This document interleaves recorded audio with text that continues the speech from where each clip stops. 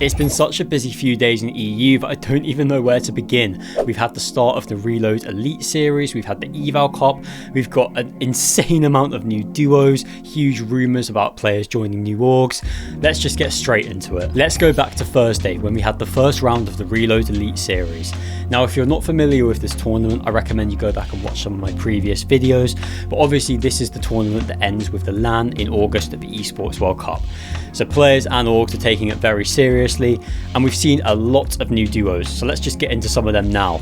Queasy and Swizzy are playing the Esports World Cup together. Obviously the normal Battle Royale duos are Queasy and Rax and Swizzy and Pixie, but this won't be the case for the Esports World Cup, and I think the reason for that might be that Queasy and Swizzy are signing for the same org. Vitality are heavily rumoured to be signing them both. As of recording, we don't have confirmation of that, but I do think it's probably only a matter of time. If you're not aware, Queasy did leave Twisted Minds, so he is now a free agent, so this would make a lot of sense. And as a duo, these guys are going to be so exciting. I found it really interesting after Globals that none of Queasy, Swizzy and Murstache, nor Vanya, Pixie and Marius chose to play with each other for duos, but obviously that phenomenon has been broken, and Queasy and Swizzy are going to be great. I mean, listen, we've got Queasy, one of the best IGLs in the world, I don't need to tell you that. Swizzy, one of the best all-round players, basically doesn't really have any weaknesses to his game. They're going to be good. So where does this leave their normal duo mates, Rax and Pixie? Well, for the Esports World Cup, Rax is going to be playing with Uppal, someone who hasn't been quite able to find a Battle Royale duo as of late, but this will be a nice little team for that. And then Pixie is going to be playing with Veno. Now, obviously, if you've been watching the videos over the past few days, you'll know that Veno was meant to play with MrSavage. That's all fallen apart. On the day of the tournament, Veno messaged Savage to say that he'd prefer to play with Pixie. I believe the logic he gave was that he wanted to qualify in January or February in the first two sessions of the tournament before he went off to NA Central to play FNCS with Cold. So there's logic to that, but it did leave MrSavage without a duo. He is now playing with Mixon for the Esports World Cup. Obviously, that's Mongraal's old duo, and Mongraal himself is playing with Turtle. We've known that for a while. There was some speculation that with Savage getting dropped by Veno, we would just see Mongraal and Savage play the Esports World Cup together too. Would have made a lot of sense. Clearly, Mongraal was being respectful to Turtle, not wanting to drop him at such short notice. With Veno and Pixie, this is obviously going to be a top duo. It's interesting that these guys didn't play with each other before this point for Battle Royale, because there's been times over the past few months where they've both been looking for teammates. So yeah, kind of weird that it took this long for it to happen, really. They did come second in the opens of this tournament. If you don't know, this takes place over 2 sessions. So this was the first half this week, and next week we'll have the second half. It's top 2,000 at Qual, so I mean, every good EU team should make it past that, but credit to them for coming second. I'll go over the rest of the leaderboard in a minute. And with regards to MrSavage and Mixon, it's a solid team. It's a solid team. It's not a team that's got me super excited. If I'm being honest, I'm not 100% sure they're going to qualify for this, because there are just so many top duos on EU that will be fighting for that place. But there's also no reason that they can't make it. Both very solid players, both very good all-rounders, good fighters, good at leading. So it'll be very fluid, kind of like we've seen with Savage and Yapko, Savage and Tayson. The dynamics will be good. Do I think the firepower's there? Possibly not. We'll have to see how it goes. All 5 of the duos that I've just mentioned are just for the Reload Elite series. They all have different teammates for Battle Royale. Mappy and Lucia are also playing together for the Esports World Cup, but I don't believe that is a real duo, as Lucia didn't play the Eval Cup and Mappy ended up playing with Rakuzan. So before I discuss the rest of the duos and the leaderboard for this event, let's clarify something, or rather maybe not clarify it, because I don't really know what's going on. If you don't know, in my last video there was a section at the end where I discussed whether teams could have multiple duos playing in the Esports World Cup. The recent ruling from the Esports World Cup seems to indicate that organisations can enter more than one team into the event, but only the best team's points will count. So that's what we thought, and that's what I reported. Now, from what I understand, there's been an email going around to the orgs that doesn't reflect that. And a couple of different people in the scene have had different interpretations of said email. Now, I've not seen this email, so it's very difficult for me to comment. I will play you the clips of Coach Boop and Aussie Antics giving their reactions to the email and what they thought it meant. But that's old, Spuds. Yeah. They received an email, I believe 2 days ago, saying that that is no longer the case. And then having multiple teams will now disqualify you, because they don't want people to get griefed at the LAN, essentially. It's just not true though, Spuds. I can just promise you now, EWC does some funny stuff. There is just no universe where they punish a team for having multiple teams on the same org. Like, it's just like, you literally cannot run a Fortnite event and not allow players to be on the same org. It just, the scene just doesn't work like that. Especially with the fact that there's $1.5 million invested by Fortnite themselves, like leading up to this. And it's like, yeah, it's just, that won't stand, bro. It'll be like a nomination system, or it'll be like a best placing team situation. Spuds, I've seen the same email. Like, I'm just, it's fine. You gotta remember, I've worked with EWC as well. Like, it's fine. Believe who you want to believe, man. I don't care this much. So as you can see, Boop's interpretation was that the email banned organisations from fielding more than one team, as they didn't want griefing to be an issue, whilst Aussie Antics is saying that there's no way the Esports World Cup would do that, and that it's just not logistically possible for that to happen. I don't know what's going on. I'm not going to lie to you. I'm not going to say I have the answer. I haven't seen the email. I just wanted to present both sides of the story. Honestly, I hope what Aussie's saying is true, because I want to see orgs fielding more than one team. There's a lot of orgs with a lot of good players, and it would seem like a waste if they can't all play together.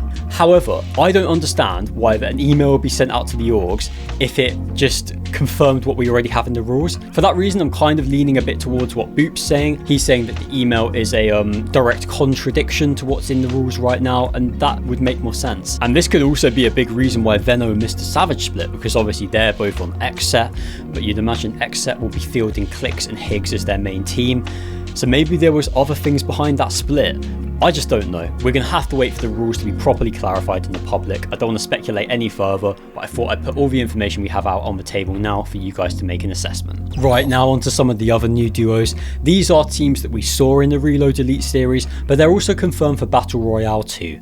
So we've got Setty and Nebs playing together. If I'm being really honest here, I feel like Nebs is a bit of a downgrade on Rax. That's not me saying Nebs isn't a good player, because he is one, but Rax is a top player, and Setty was doing well with him, and I still do think it's harsh that Queasy's now playing with Rax, leaving Setty looking for options.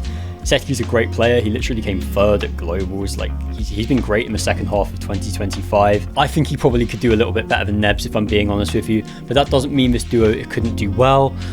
We've also seen Pink and Haris form. This is an interesting one. I've been saying in previous videos for a while now, but I feel like Pink has just been struggling with options. It feels like whoever he plays with, it just hasn't been quite clicking. In terms of who he could attract, I think Haris is pretty much the top of the pile. A great fighter, someone who looks good in 2025. I think this could really work. Pink as the IGL, Haris is obviously an excellent fighter, we all know that. This has got potential, we'll have to see how it goes. I do wonder if Haris might end up playing with a Balkan player. If Tayson and Wox doesn't work out, more on them later, then I could see Tayson and Haris as a team. Let's see how that plays out. I'm not 100% sure that either of the two duos I've just mentioned will still be a thing come FNCS in April, but let's just wait. I just mentioned Tayson and Wox. That is also a confirmed duo. Wox is pretty heavily linked to be leaving Havoc at the moment. Seems like that could be coming to a close. So who knows, he might be signing for Falcons and playing alongside Tayson. Although there might be one very good reason why that isn't happening. More on that later. But Tayson and Wox, it's an exciting team. Two very good players. Again, not 100% sure it will stick, but that's what we have for now. Fridoxy and Hellfire queued the tournament together. It's been weird for Fridoxy lately. I do feel like his stocks have dropped a lot since he won Major 3. He really was hot property back then. It felt like he could play with basically anyone. He did great with Chino. He looked okay with Pablo Wingu. I feel like it's harsh that he's not been able to find a top duo. Don't get me wrong, Hellfire is good, but I do think Fridoxy's a tier above that. When you look at Fridoxy's options, it's people like Sanguild, like Hellfire, maybe a Tayson. I just think Fred's a tier above that. However, he clearly has good chemistry with Hellfire. They will work together as a duo. So maybe that's more important than just playing with a big name. Maybe chemistry, maybe being comfortable, maybe that's something that Fridoxy values. And I think they're going to do fine. Pix and Combat played together. These are two players that have both been struggling to find teammates lately, constantly switching every week, and it feels like they've settled and landed on each other. And yeah, I could see this working out. Both, again, in a similar way to Savage and Mixon, very capable at all parts of the games, two all-round players, and that dynamic does tend to work quite well in duos. If you can be fluid, then that's very helpful. I think these guys are going to do fine. Blaha and Franek, another Polish duo, have been confirmed. I mentioned a couple of times that I felt like Franek would have been a good fit for Setty. If you don't know Franek, he's an excellent up-and-coming Polish player, a good fighter, did quite well in 2025 with Giras and Dinas, and he's now playing with Blaha. This is a good team again. There's a lot of good talent in Poland, and this is a great example of them. Giras, who I just mentioned, is now playing with Syned. That's a pretty exciting team. Yanis is with Cheatin. Again, Yanis, someone who was also playing with Rax, doing well and then got dropped. So it seems like there's a bit of a curse associated with Rax. Maybe Queasy will be a victim of that. We'll have to wait and see. But Yanis and Cheatin is a pretty good team. Cheatin was literally like, 2 points off qualifying to Globals, narrowly missing out in Major 3, just being outplaced by Savage, Reason and Chat. This is a team that I could see getting some good placements. 2 CIS duos to end us off. We've got Hizix and Valry, and Fant and Helekus. For the Reload Elite series, all the other duos were about as you'd expect. You had guys like Vico and Malabuka, Shark and Teeny, Chap and Flixie, Sky and Scroll, all the usual good teams. They just stuck with each other for this tournament. Now, let's get into the leaderboard. We had Peshka and Kolb, the CIS team, on top after day 1, credit to them. Veno and Pixie, as I already mentioned, in 2nd place. Yanis and Cheatin in 3rd, as I just mentioned, they are going to be a good team, and here's some evidence of that. Stormy and Eddie in 4th, a duo that I don't know too much about. And then good news for Mongraal fans, we have him and Turtle in 5th place. Honestly, I don't think I've seen Mongraal stocks this high since like 2021. Genuinely, he is doing great at the moment. This is as good as I see Mongraal in a long time. His fighting, his awareness, everything's just improved to such an impressive level. And it's not hard to see why he's getting better placements when you watch him play the tournaments. The rest of the top 10 is filled with top teams. Chino and Pablo in 6th, Hutty and Fishy X in 7th, Yapko and Panzer in 8th, iDrop and Marius in 9th, and Artskill and Misha in 10th. As I said, there's a second session for this round in a week's time, and the top 2,000 teams on EU qualify, so I don't think we'll be seeing any big teams miss out. Now let's move on over to yesterday when we had the Performance Evaluation Cup. Now the finals are pretty stacked. We had a lot of top teams make it. A couple of big duos missed out, Queasy and Rax being an example, Mongraal and Savage not making it either. Veno played with Zarbi, but he wasn't able to qualify either. But listen, let's focus on the teams that did well. Game 1 was won by Sky and Scroll. If you watch my videos, you'll know how highly I rate these guys. In terms of chemistry and synergy, there literally isn't a duo on the planet that can match them. They are really good. I think they are contenders to win an FNCS this year. Certainly to be getting top 5s, maybe top 3s, a top team. And you can see that how good they are based on the fact that every time Sky drops Scroll, it ends up in mediocrity. They are meant to be playing together.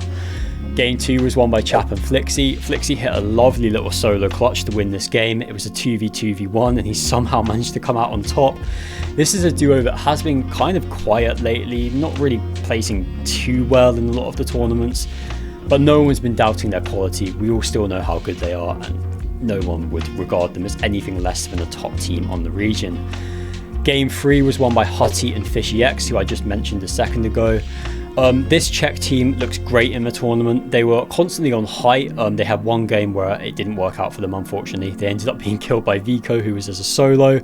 But game 3 was their game. Played height, ended up winning. Congratulations to them. They actually looked really good straight after Globals, if anyone remembers that. They did go a bit quiet in the months after that, but they're clearly a top team, and I do think they're going to make some grand finals this year. Game 4 was won by Cami and Hari. I think these guys could be a big favourite for FNCS. As we know, the new season, Chapter 7 Season 2, will drop in March, and then FNCS is in April, so there's not a huge gap between that. Now, we all know that Cami is one of those players that is excellent at adapting to new metas, so I think him and Hari could be a real favourite to win that Major 1. I mean, even if you disregard that, they are still one of the top teams in the region. Cami obviously won the Eraserland and came second in the solo series. Hari should have won the solo series if he wasn't killed by a cheater in game 1. They came 4th at Globals. They've been very good lately. They are also both signing to new orgs. We'll have to wait and see who that's going to be. They revealed this information at the same time after the tournament. We'll have to wait and see who the org's going to be. But yeah, these guys are doing great at the moment. Hari also had the most damage in this tournament, beating out Fishy X for first place. These guys are a top team. I don't even need to tell you that. Over on NA Central, we didn't have an EU team win, unfortunately. The closest we had was Demus and Hari popping up again, with a 3rd place. Congrats to them. Now, I want to go back in time and talk about the Reload Cup we had on Tuesday, but before then, I can't ignore it any further. Let's talk about Pollo potentially leaving M8. We have received confirmation that Nikov has received an offer for Pollo that apparently might be too big to refuse. It's 95% likely that the offer's from Falcons. If they have the duo of Peterbot and Pollo at the Esports World Cup, well, that would be pretty strong. Listen, My personal view on this is that I think Nikov should be open to selling Pollo, and I do think that's probably what's going to happen anyway. My logic for that is that MA is an org that is ingrained in EU. It's ingrained in Francophone culture. I never really understood their move to NA. I appreciate that them signing Pollo was maybe a gateway for them into signing more NA players. Maxime replied to my tweet saying that he felt like players like Sphinx and Frets could have signed, and I hear that logic. I just don't think that for the way MA are going, for the stories they want to tell, for the project that they have, I don't think NA is necessary. I think they already have a great roster. Guys like Vanya, MrSavage, Marius, Akira, that they can work with, that they can build narratives with. I don't think Pollo needs to be there. We all know that internally, Vanya is considered to be the top player in the org. He is obviously playing with MrSavage, so that is the M8 duo. I don't think you need to have Pollo in there as well. I think you can take what will likely be an enormous sum of money for him and invest that back into the org, maybe buying some French players. You've got guys like Karama, who I'm aware is contracted to Solari, but if he's available, then you could get the duo of Akira and Karama, which would be pretty cool. You've also got guys like Mumsy, guys like Sato that could be options. But yeah, my prediction is that we'll see Pollo leaving M8 in the next few days. I also don't think Nikov wants to stay up anymore and do the NA watch parties, because that's probably pretty taxing for him, having to stay up to like 4 AM. Anyway, let's get into the Reload Cup that we had on Tuesday. So if you're not aware, there's been a format change with this. It's still a Victory Cup, but previously you had tons of lobbies running at the same time. Now it's only the top 20 teams that qualify, and there are only 3 games. The money has stayed the same, so that means there's a lot less money in the tournament. However, from a viewer perspective, I do think that is more fun. Set lobby tournaments are just always more fun to watch, so I'm not opposed to this change. I will say that I wish they had increased the prize pool for the wins, seeing as they've taken a lot of money out. That might have been a bit more fair. I appreciate that now there's only 3 games, but just pay the winners more money, because they've earned it. They've played in the harder lobby. So yeah, my take on that. Shame there's not more money, but I'm happy about the format change. Now let's get into the winners. Zarbi and Roban won a game. I feel like I've spoken about Zarbi a lot lately, but if you somehow don't know him by this point, he is an excellent Swedish player, very mechanical, very good and creative. Him and Roban could be an interesting team. We have seen Zarbi being someone that has been kind of floating around different teams, let's say. I don't know if he's going to settle with Roban. They're both Swedish, they're both good. Let's see if that happens. We had Kemrop and Snailix, the French duo, also win a game. I'm not going to pretend like I know much about these guys. I don't really have much analysis to give. Cami and Hari also won a game, and I think I've spoken about them enough in this video. You guys know how good they are. The opens round for this cup was won by Trucio and Fochka. In my book, they are the best up-and-coming team in EU. They are 2 Polish players. They've been looking great lately. They've been constantly at the top of leaderboards, doing great in Victory Cups.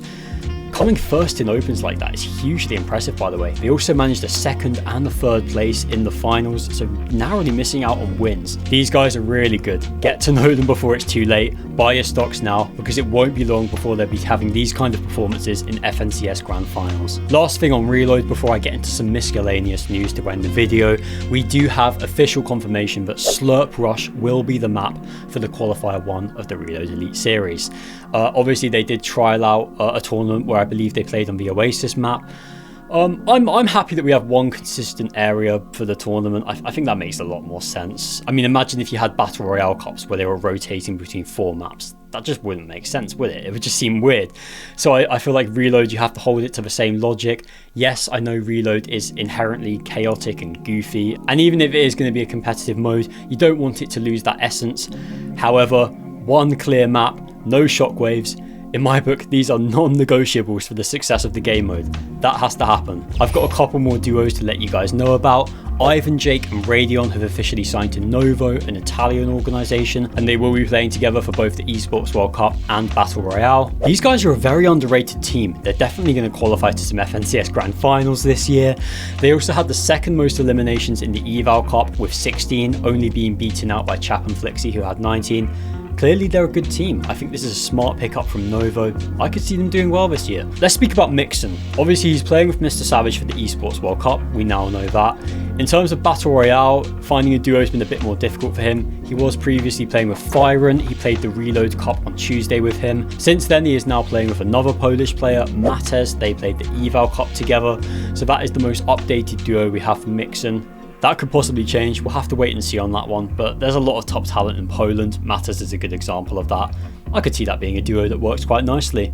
I also want to talk about Alba, the best female player in the world, and who her new duo is. So she played the Reload Cup on Tuesday with Alvanir, and it looked like this was going to be the new team.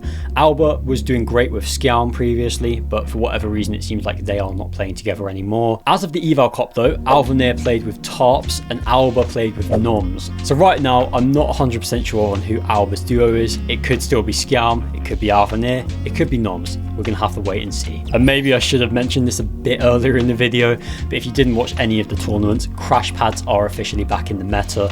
We did have an update and that was the biggest competitive based change. There are a couple of other balance things. You can check out Assyrion if you're interested in that. But crash pads being back, that's the main thing. And listen, I'm never going to have any complaints about crash pads. They're a very balanced movement item. They have a place in competitive. Good news in my book. If you enjoyed this content, then please remember to subscribe. I make these kind of videos every few days to keep you guys up to date on everything that happens in EU. If you want to support me any further, then consider using code SPUDZARN in the Fortnite item shop. It's much appreciated. Thank you very much for watching the video. See you in the next one.